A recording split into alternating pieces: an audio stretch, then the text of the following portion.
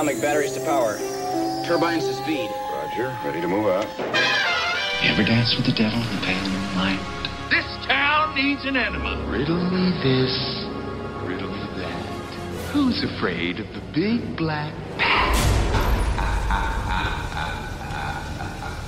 When Gotham is ashes, you have my permission to die.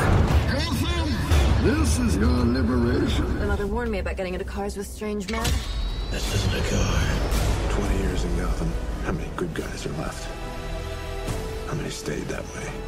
He has the power to wipe out the entire human race. Tell me, do you bleed? You will. I want you to tell all your friends about me. What are you? He's a silent guardian. A watchful protector.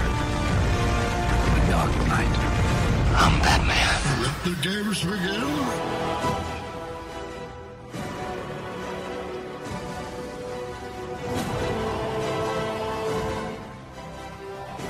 Welcome to the Batman on Film podcast. Here are your hosts, Bill Jett and Rick Shew.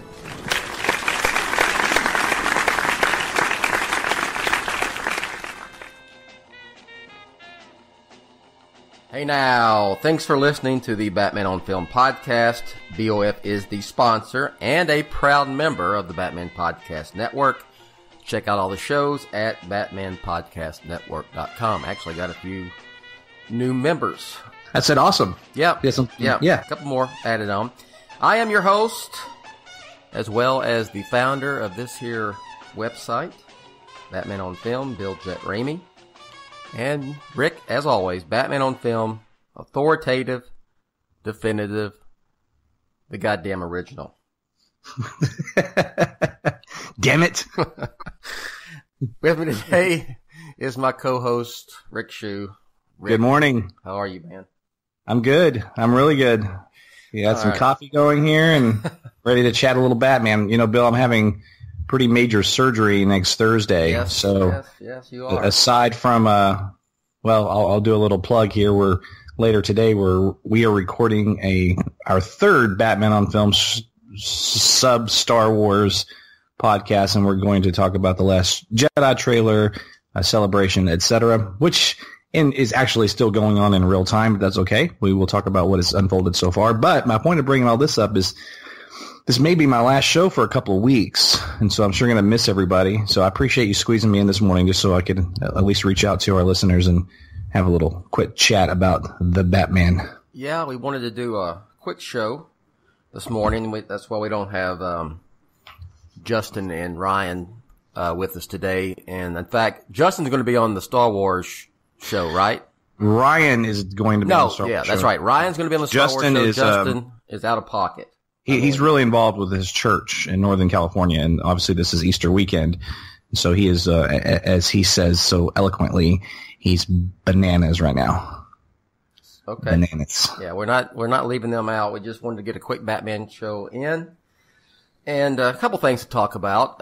Let's start off, Rick, with I went up to Dallas a couple weeks ago, and we attended the Dallas Fan Expo at the what's the venue there? It's Kay Bailey Hutchinson?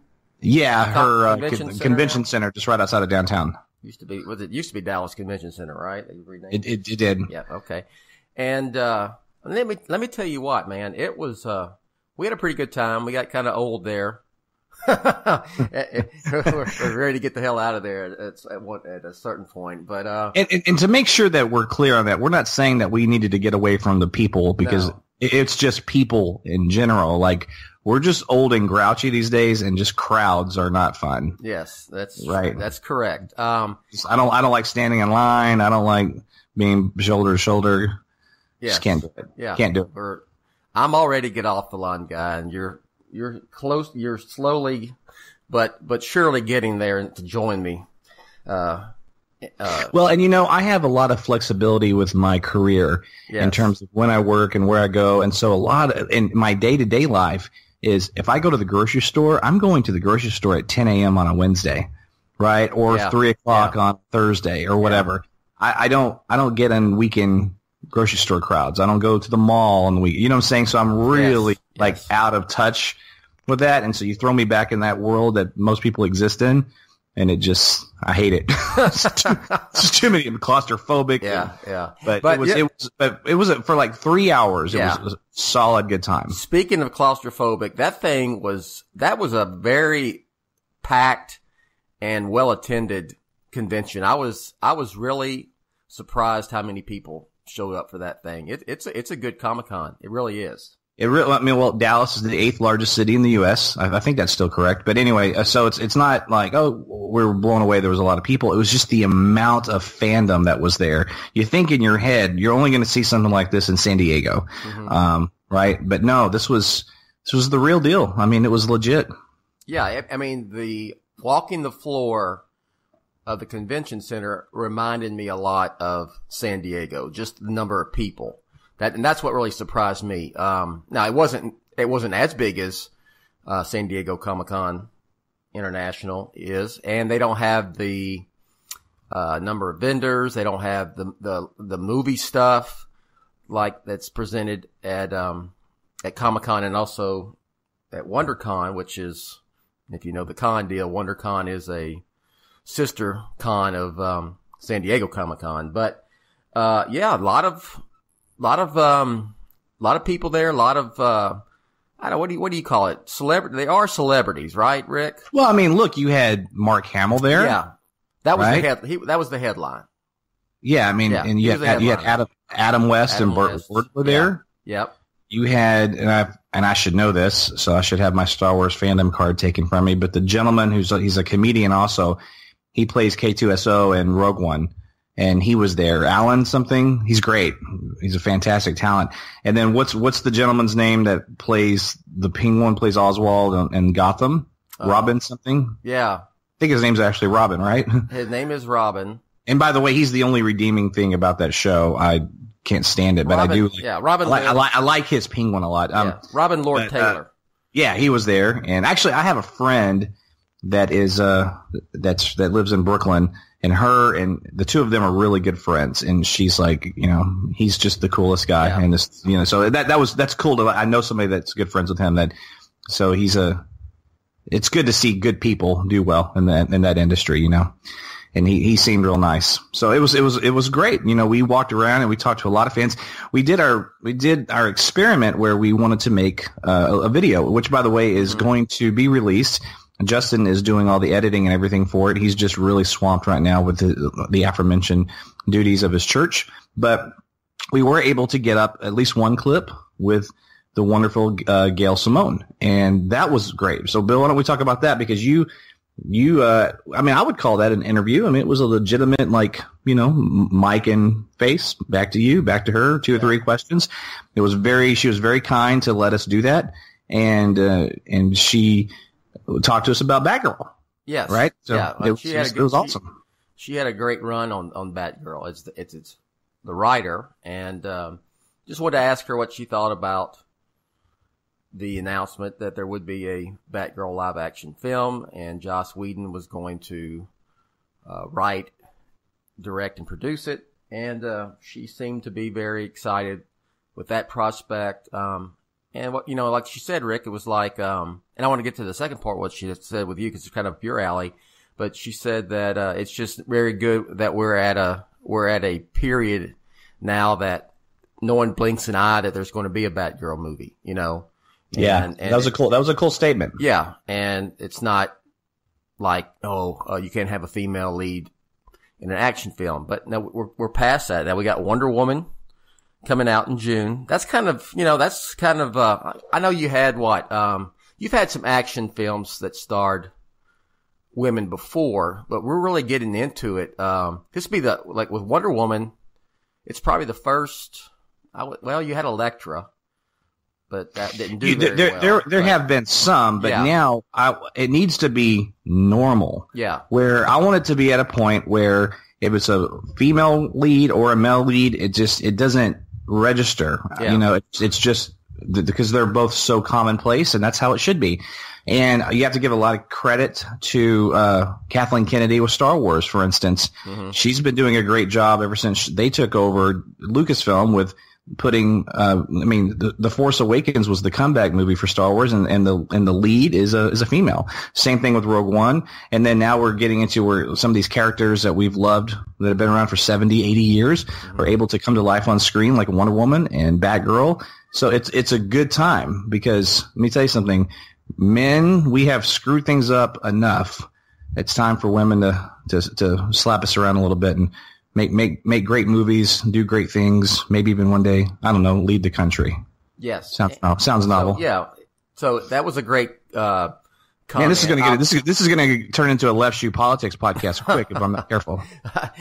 Yeah, it was a good observation by her. And also I asked her, if to close out, I said, do you have anybody in mind you'd like to play Barbara Gordon? And she had a really good answer, saying she, like you, she has a background and a degree in theater, and it doesn't really matter far as the physicality of the person.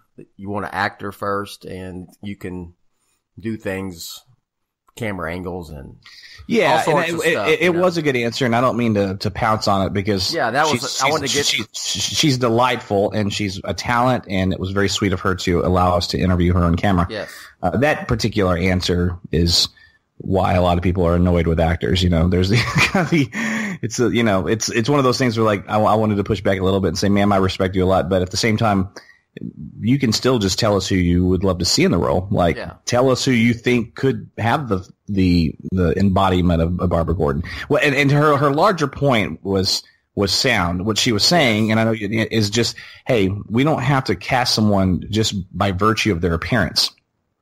We don't have to go out and look for someone to play Batgirl that looks like Batgirl.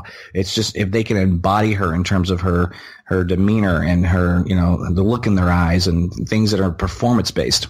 I would just have loved to have said, great, I agree. So who would that person be for you? You know what I mean? Like, you can still have that person or persons, but that's okay. We got a lot out of her, and it was and again, she was wonderful. But you talk about casting, and gosh, think about I can go back in my head and remember two of the most controversial castings. I don't want to get too much off on this, but it just kind of hit me, so I'm going to bring it up. Think about when Michael Keaton was cast as Batman. Yes. Right? People lost their mind. They did. They lost their mind. How the hell is Mr. Mom Beetlejuice going to be Batman? Oh, and that was one of the first times in my life that I personally witnessed the Hollywood reaction to not casting someone to physical type, and then everyone kind of having egg on their face going, oh, wow, Michael Keaton was awesome as Batman, actually. How old were you when that went down? That was my freshman 87, 88. Yeah, it was. Yeah, I remember reading it in the old Dallas Times Herald, actually. Yeah. And that he was cast, and I had seen Clean and Sober, and so I knew he had chops, so I didn't think much of it. I mean, it was a little weird, but I was just excited there was going to be a Batman movie. For me, really, like the most shocking casting for me ever was when Tom Cruise was cast as Lestat in Interview with a Vampire, because I used to love Anne Rice novels, still do, just haven't read one in years, but and hell, even he was great. So so for all you guys that are freaking out about Josh Brolin right now, just chill, right? Chill. Yeah. Is there a little fanboy nonsense? Well, yeah, he's over Brolin. Because he's not 6'8" or whatever. Just chill. There's no need to get wrapped up in terms of the physicality. But to come back full circle here to Gayle, so we talked to her about the casting, and it was just wonderful to get her on camera and then to have a real human, genuine reaction to the film being announced and the director tied to it. And she even said that, hey, if they use some of my imagery from my run, that would be a great honor. And I thought, wow, that's a cool statement. And I agree. It would be. Yeah. I agree with her. And it brought up the Michael Keaton thing. And then, of course, Heath Ledger playing the Joker in The Dark Knight. You had, can you imagine if there was internet back in 88 when Keaton got cast? It would have been. I'm just trying to picture the memes alone. Yeah. Yes. Right. And right. you kind of had that, but it was like with letters, young folks, if you're listening, a letter is something that you took a writing utensil and paper and actually wrote down words on it and formed sentences to deliver a message to someone. So there was like a letter writing campaign against Keaton and all this, and now, you know, to some people, there's no one. He's the only true live action film Batman, but whatever. So to a lot of those people that hated it, the idea of it, they're now like, hey, can he return for like a Dark Knight Returns style film, maybe? Yeah. And by the way, I just realized I was talking about Brolin. I don't think I mentioned what I was talking about. Yeah. For those that don't know, he was cast as Cable in the Deadpool sequel. So just wanted to get that on the record real quick. But so anyway, so it was great. And then the highlight of the day for me was Kevin Conroy. Yeah. It was. Well, tell that story. That was cool. It was remarkable. So we saw him, and we kind of made our way over to his line. We didn't stand in line. We had my dear friend April with us, who was helping us do some of the filming, and for a couple hours, and we're very grateful for that. But anyway, so we made our way over to Kevin. All we were trying to do, we had some Batman on film shirts that we made, and I just wanted to give him a shirt. You know, I just want to say hi, hand him a shirt. I didn't want to stand in line because, like I just mentioned earlier, I don't stand in long lines. I'm too grouchy for it. So, anyway, so his publicist, I guess it's his publicist or just somebody that was there assisting him in some capacity, saw us and said, "Can we help you?" And we had our press badges and we had a camera. And so, you know, and I had a microphone in my hand, and then I had a Batman on film t-shirt. So we caught her attention essentially, and she came over to us and said, may we help you? And I said, yeah, I just would love to give Mr. Conroy a shirt. We're with Batman on film, flash my press badge. And she was like, well, do you guys want to ask him a couple of questions? And I said, yes, we absolutely want to ask him a couple of questions. May we do that? Sure. And she lifts up the rope, lets us in. And I don't know if she intended for all three of us to come in, Bill, but we just sort of did, right? So then we're packed in there like sardines standing at the table, and you could just see the people that had been waiting in line going, who the hell are these? Exactly. Jets? Yeah. Right. But then I heard her talk to Kevin, and he said, who are they with again? What do they want? Batman on film. They just want to ask you a couple of questions and then give you a shirt.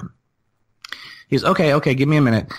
So he comes over, and it was, in some ways it was a missed opportunity because I could have interviewed him in the same way that you did Gayle. Yeah. But it just wasn't, I didn't feel it because I'm sitting there going, this is quite an honor for them to let us in. I didn't expect this. There are people that have been standing in line. There are people that have been paying.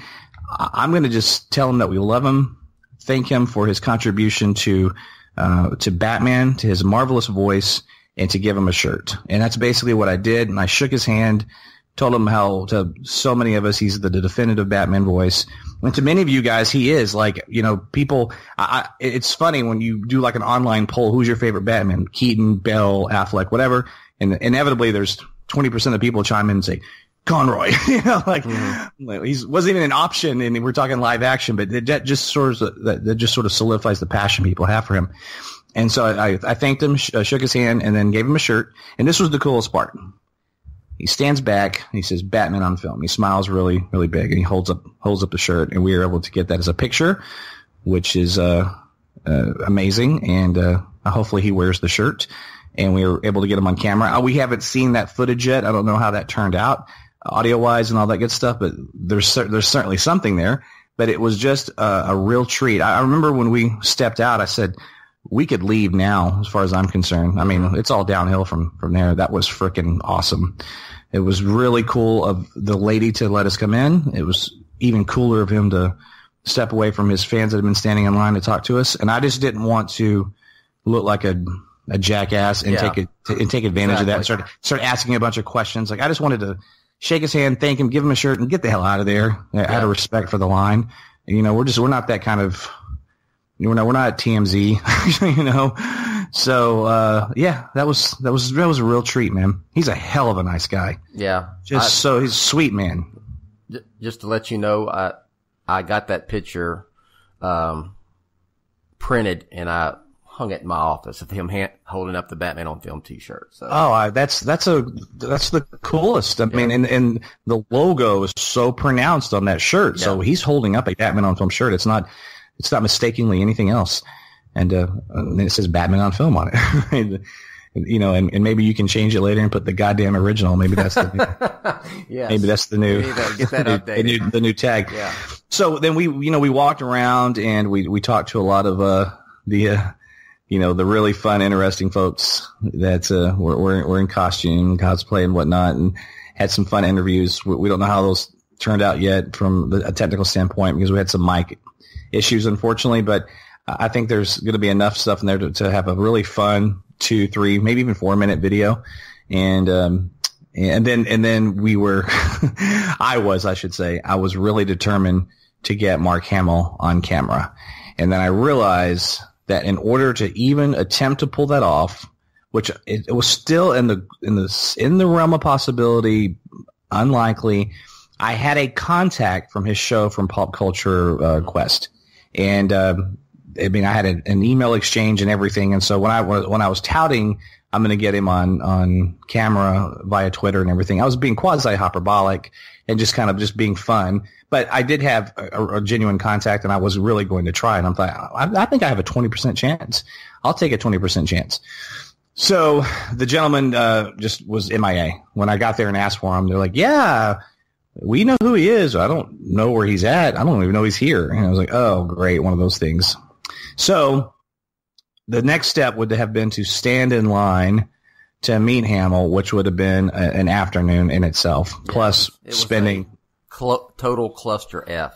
Yeah, and then of course you're spending $200. And look, I'm not saying I'll drop $200 on a blackjack table in 5 minutes. So, that's not a good thing, by the way.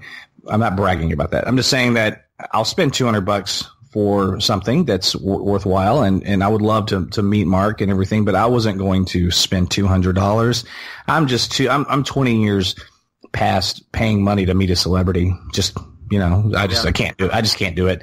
I'll pay to get into a concert and then go backstage or whatever. That's different because you're being entertained. There's value and all that, but just to meet, no, can't do it. And then it would have been still pretty unlikely that he would have gotten on camera. But let me just tell everybody what I was going to say, what I was going to do. And this is if his contact came through and everything, all the stars aligned. I was going to ask him a Star Wars question. And I won't get into that on this podcast, but it was a good question. And then the second thing I was going to have him do is I actually had printed, large fonts on a Word document, and I printed it, and it was President Trump's tweet from that morning. And I was going to say, hey, here's our president's most recent tweet. Would you mind reading that to everyone? And I don't know, Mark, whatever voice inspires you to read it in, because he's been doing this really fun thing. And, whatever your political affiliation is, God bless you. This is just funny. He's been reading Trump's tweets in the Joker voice, and they're a riot. If you haven't listened to them, even if you love your president, so what? It's just still a lot of fun. Just check that out. And I thought if I can get him to read a Trump tweet in the Joker voice on camera, I could, basically die. That would be amazing. But that was my plan, guys. Sorry I wasn't able to bring it to you. But at least we got Kevin. At least we got Gayle, and got a bunch of really interesting, dedicated fans that were pretty colorful cats, so to speak. So other stuff we did, we walked around and we interviewed a few people who were decked out, cosplayers decked out in Batman character attire. So just stay tuned for our video, which, as Rick said, Justin is putting together, and we'll have that up on Batman on Film shortly. And we plan on doing more stuff, with like this video wise and kicking around a few ideas. So just, again, stay tuned, and, we have some changes coming up to Batman on Film this year, and we just want to breathe some. We just want to breathe some new life. There's been, it's been a little bit of a rough year for us because unfortunately we're not excited so much about the new DCU films, or we weren't crazy about the Justice League trailer, and we don't like that we're not excited. It's not something we enjoy. We hate it, and we're all hoping that Wonder Woman and even Justice League surprise us. That would be great. I hope they do. So, but what we are doing is saying, let's focus on positive things right now, and what's in our hands? What can we control? And we can do some fun stuff and start thinking outside the box. So I'm taking this opportunity of us being just a little bummed and not, just jazzed about Justice League and saying, well, let's channel energy into something positive. Let's start doing some more creative things. And so we've been bouncing some ideas off each other, and we just want to make the site more interactive, more fun, bring more of our personalities to you, like on camera. We actually see us and, how we look and the way we move our hands around, and just make it more personalized. So a lot of fun stuff planned, and having Ryan and Justin are an integral part of this, because everybody has their own unique, how do I say, Bill, their own unique style, their own unique talent that they can bring to the table. And then, of course, Justin is a masterful editor, and so having him in our corner is also just, it's priceless. Yeah. If you watch the Gayle Simone video, that's Justin's work. It was excellent. Excellent. Yeah, and to give Ryan credit, he made some suggestive edits which made it better, and that was really cool. But Justin is the man behind the curtain. But anyway, so yeah. Speaking of Justice League, well, hold on. Just Rick, give a shout out to April again for joining us at April Hernandez, my homie. She is I've known her for 15 years. A restaurant I used to be over. I used to run multiple steakhouses at once, and I always like to get to know the people that were in the hotels by all the restaurants in all the different cities, because if you are in the restaurant business and you're by hotels and you don't know the concierge, the front desk people, the managers, shame on you. Go meet them. Okay. It's a symbiotic and valuable thing. Trust me. But April was at a hotel in Dallas, and she was a manager, and we have been friends ever since. And it was just a marketing thing, really, to meet her. And then she became my buddy.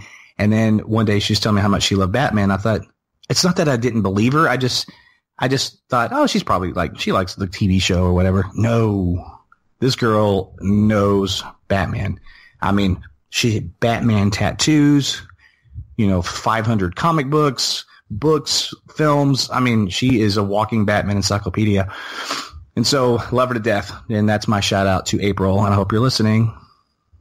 We need to get her on the show one day. Just talk. Yeah, she's great, and she has a great voice too. What I mean by that is, I don't mean like she sounds good on radio. I mean, she's well spoken.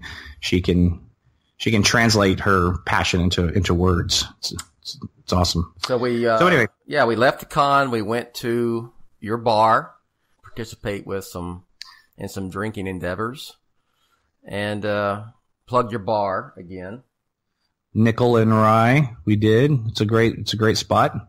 My partners are running it very well, because I don't run it anymore. I retired from running it after the first year we were open, and handed it over to them, and they're killing it. So yeah, I'm very proud of that place. And then that was it. We kind of called it a day. Yeah. So yeah, it was a good time. So since then, we've been all very busy with personal life and everything. We haven't had an opportunity to really get on and do a show, but Bill, you got a really interesting email last week, and yeah, what was that all about? Well, if you are a longtime BOF reader, you know that I have had a pretty good relationship with Warner Brothers since 2003, 2004, probably around more like 2004, right? The year before Batman Begins came out. So I like to think, and I believe this, I've really earned the respect. Just for the way, and I'm not trying to toot my own horn here, Rick, at all. So, but just the way that I've run the site, I don't do spoilers, and I'm not one to post clickbait and things like that. But, I've thought over the last year that they can't be too happy with my stance on Batman v Superman and on Justice League, because we talked about this, Rick, on the phone. We're not bashing Batman v Superman or Justice League just to bash it because we think it's funny or anything. Our intent is better films. And it does suck, like you said, that we're not super excited for Justice League. So I get up Wednesday morning, I've got some text and some emails from some Warner Brothers people and people involved with, Justice League. The whole thing was they were going to drop a new poster, and really the first poster that would be in theaters for Justice League that day, and they wanted me to be able to be the first to post it and then have it run exclusively on the site for about an hour and a half, 2 hours. So that happened, and it was very cool, and I was honored to be able to do that. So yeah, it was really cool, and there was a little bit. I'm gonna have a little fun with some of you because we had some people trying to pick on us online. We said it's exclusive, and then a few hours later, people were like, "Oh, Snyder's tweeting it. It's everywhere. Why is Batman on film saying it's exclusive?" And I'm like, look at the timestamp, ladies and gentlemen. The timestamp. Snyder tweeted his 2 hours after we did because they allowed us to have the exclusive rights to it. So that's all that meant is we were able to release it first, and it was up for at least an hour without anybody else putting it up. That was awesome. It's kind of like, here's a good analogy that Ryan gave me. He said, I don't understand why people don't get that. And he said, if ABC News has an exclusive story and they report it, well, then other organizations are going to pick it up eventually, and they're going to be talking about it as well. It doesn't mean that now that CNN's talking about it, doesn't mean that ABC didn't have it exclusive. The exclusivity was the release. And then at that point, you can't control what happens to it. And of course, they were going to officially release it on their own. But it was almost 2 hours between us and Snyder. And to me, that was really an honor. That was a really big deal. That was a big deal for us. And I particularly love them for doing that. And, the representatives that know us are aware of our issues with these films and still let us do it. And it was just it was a testimony to, I think, the relationship Bill has accumulated with them over the years. And then also, I think they trust us because we're honest. We don't clickbait. We don't leak stories. We don't speculate about BS. I mean, there might be some speculation we do from time to time, but we have the biggest disclaimer in the world that it is, and it's kind of just fun speculation, but we're not a clickbaity site. Never have been, never will be. And that's why we get to do things like that. It was awesome. Yeah. So I was honored that, they allowed me to do that. It was very cool. All I can say at this point is just heads up. Heads up. Keep your eye on Batman on film when it comes to Justice League over the next, weeks and months. So yeah, cool stuff coming. One other thing I want to talk about. We are going to have a Justice League watch party, and it is going to be in Austin, Texas on the 18th of November at the Alamo Draft House on South Lamar. So I'm going to have a page up on Batman on film probably this weekend with more details. Maybe even recommend some hotels around there. But Rick, we're going to Austin, sir. Yeah, it's going to be great. That's sort of our neutral ground, so to speak. We're about the same distance from it. You're probably actually a little closer than I am. Yeah, I'm only 2 hours from Austin. So yeah, I'm 3.5. So yeah, no, not quite the same. But regardless, it's also just sort of our home base. That's a second home to me, and it will be a home, like a home for you in a year and a half. 2 years, right? Yes. I will be moving to Austin soon. So, if you've never ever wanted to come to a Batman on Film watch party, going to Austin is one you probably want to try to make because Austin it's one of the best cities in the United States, I think. It's my favorite city in Texas for sure. Nothing against DFW or the Houston area, but or San Antonio or any other city in Texas. Austin is top of my list, man. Absolutely. Yeah, it's up there for me. Like my three favorite cities in the U.S. are New York, Chicago, and Austin. They are. Yeah. I'm with you on that for sure. All right. I know I don't have any West Coast love. L.A. wasn't really good to me, but I'm kidding. And San Francisco, I think, is just an overrated city. Nothing against anybody that lives there. Now you just pissed off all of Northern California. So. No. Hear me out. I like San Francisco. I just wouldn't want to. It's not in my top five. It's a little overrated. That's okay. I live in Dallas, so I mean, come on. Dallas is concrete and fake boobs. But so I mean, you can slap me around as well. But what I love about San Francisco is being so close to the wine country. Oh my God, I miss Napa and Sonoma like something fierce.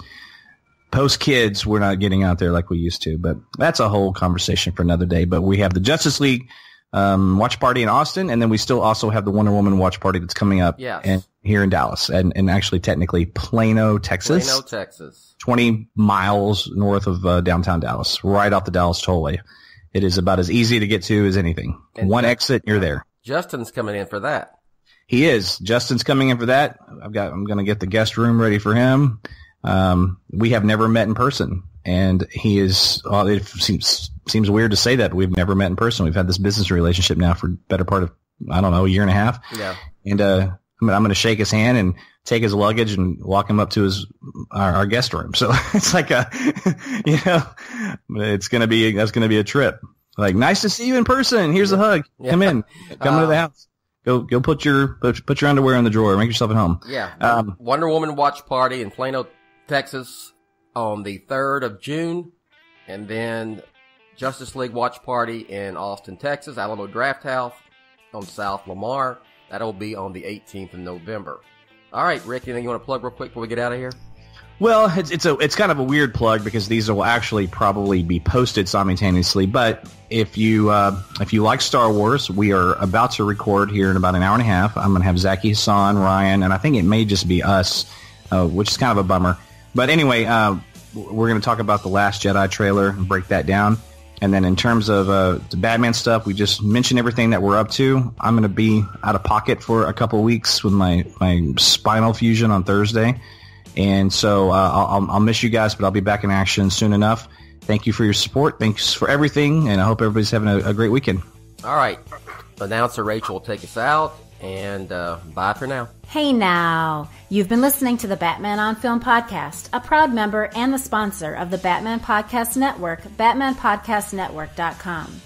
You can listen to the BOF podcast on iTunes, YouTube, Stitcher, Google Play Music, iHeartRadio, Spreaker, TuneIn, and wherever good podcasts like this one can be found. Want to advertise on the BOF podcast? Go to advertisecast.com/the Batman on Film Con podcast. Follow Jett on Twitter at Batman on Film and on BOF's Facebook fan page at facebook.com/Jett.BatmanOnFilm. Email Jett via Jett@batman-on-film.com. Follow Rick on Twitter at SchuRick and on Facebook at facebook.com/BOF-Schu. For Jett, Rick, Justin, and Ryan, I'm announcer Rachel. Thanks for listening.